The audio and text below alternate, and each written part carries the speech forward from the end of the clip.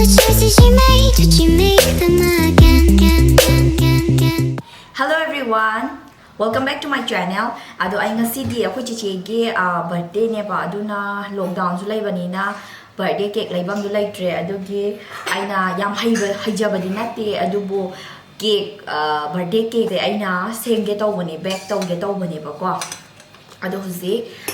semna bagi machau du hai aina pama machau mayam di loina makti fangdre machau makhaido aduna afangba kharana dum manage tawrani ado afangba kharasina ai semna ba tawrani ado kamaina result tu lakno yengasi ado di huzik si hawrasi sumai wong khatkana ai ishana ado kamaina tawi da hawrasi sida maida leire ko lại chỉ đang ăn mình đây maida leire adagi baking soda adagi ai se butter seasoning mani adubu butter shi kan wata ure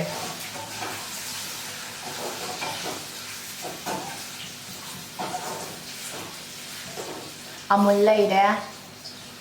amul cow ghee si oina tawrani ai se butter seasoning bani adu phangra ba butter hujik dukan thongoi no ma dukan khara hang ba du loi de na hai ba ado sigi milk mat se sigi milk mat chima tawrani aduga ado ai huzik machal makhaido fazana yan sanaba horage ado kamaina tawe habado kengasi ko first ta aina hapjaga doishi ko ka se loina gyan mangjani kamai taw doino ghee se hapsarage ghee se hapage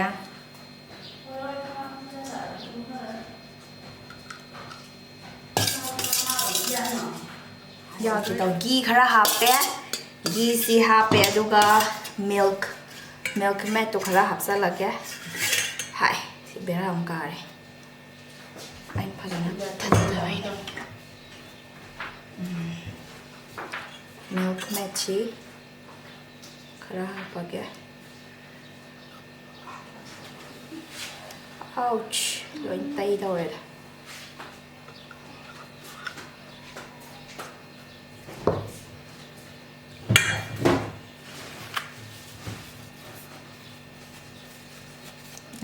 milk mat chi rap sa re to di yang mo ada lawan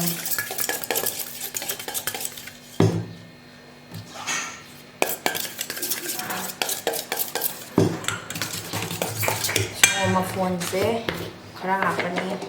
everyday sama phone oina season arani amma yani 시조 앞도이니 엄마 아니 시가 정말 없고 가라가 하빠지고 가리hen 하우나 보 하우바나 라이 그rum지 하우비 라이 그rum지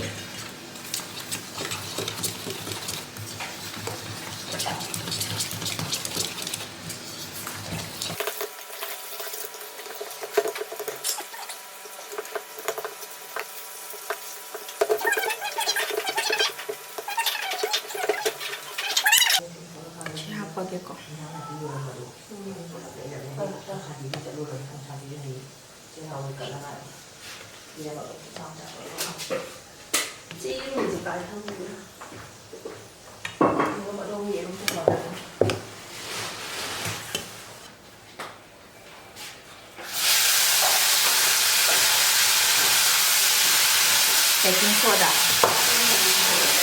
baking soda se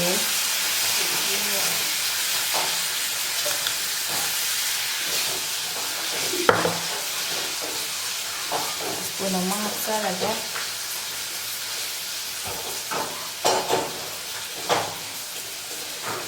yang selalu dijare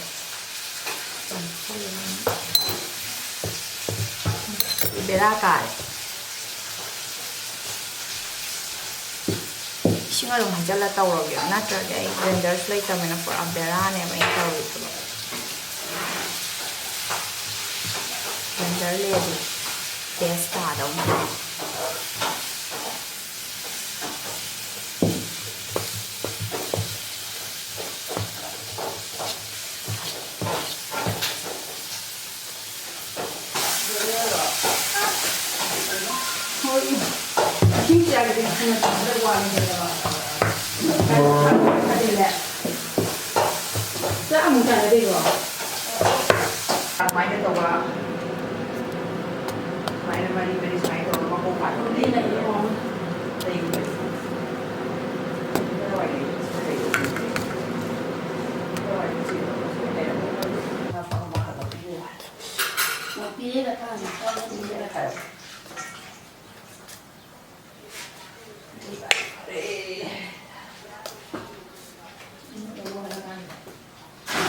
cake सानबसु लेते अदुना सिगे तेंगोत अचम्बसे दम तौरनी सिदा हाना घी जे खरा तैरनेबा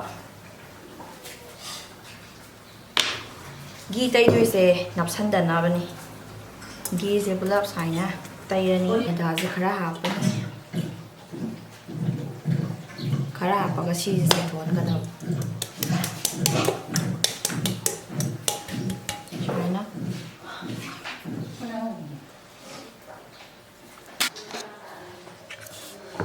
सिसे ओपा याबगी चांग बाउदी ओपा ngam बाउदी वचारे अदो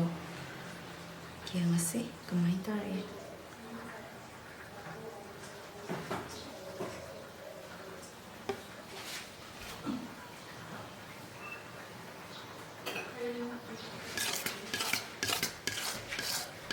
माजे pick थांद्रे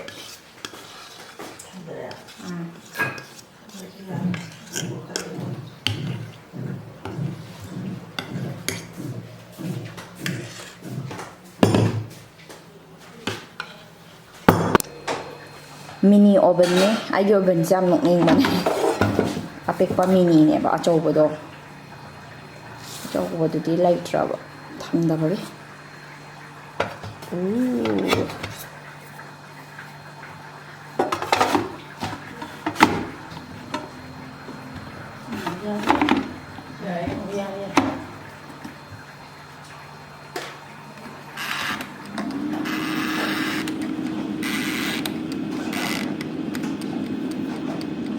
अदो कमाइना लापनो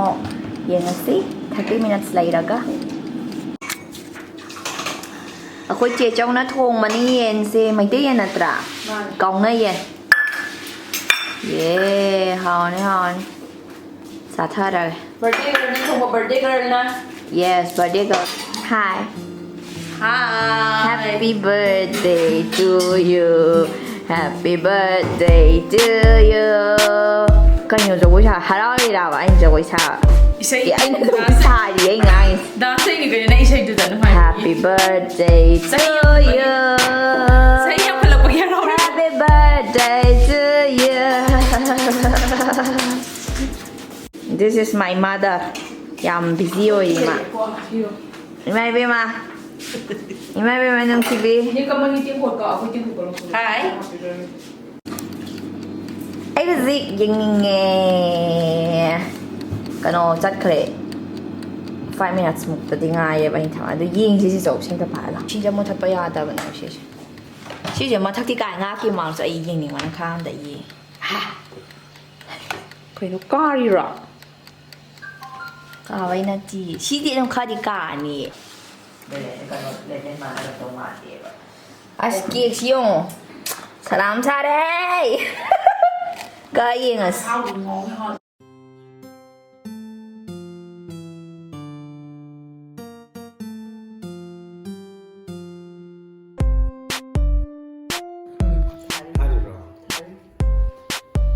Ako nga sige cake sige. Madala ba cake? Baba ni nauli na sao niya dulu. Happy birthday to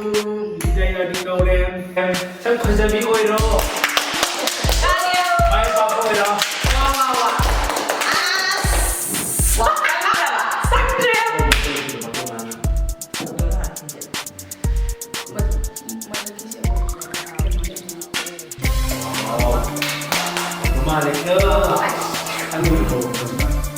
wow wow wow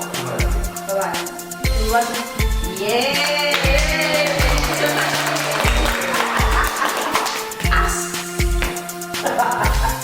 dia gosip bawa aku ada dia masa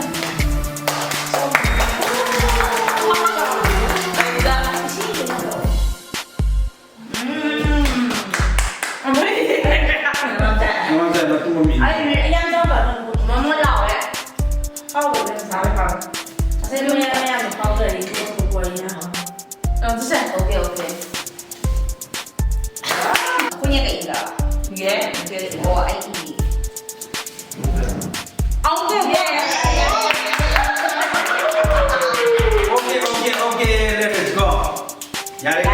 이거는 chewing top this is better 여기 맞자. 맞아. 거기 좀 알고 이러. 그냥 뭐. 네. 말해. Kind of surprise that. 야. Thank you. 너무 오래 만났어. 빵을 싫어도.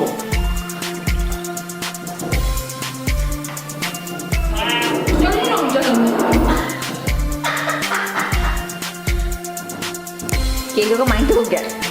Nhâm hối. happy Yes, I'm happy. phải đấy đây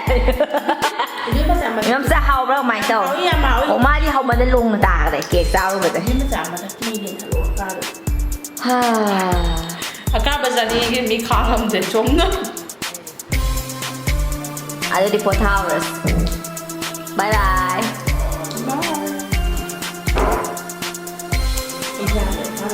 phía cao thì xa đâu thì không làm sao tiếng thế em ngay cù chị ông một gì phụ lấp đó đừng lại đi được chị kệ gì không soft đúng rồi dạ rồi đấy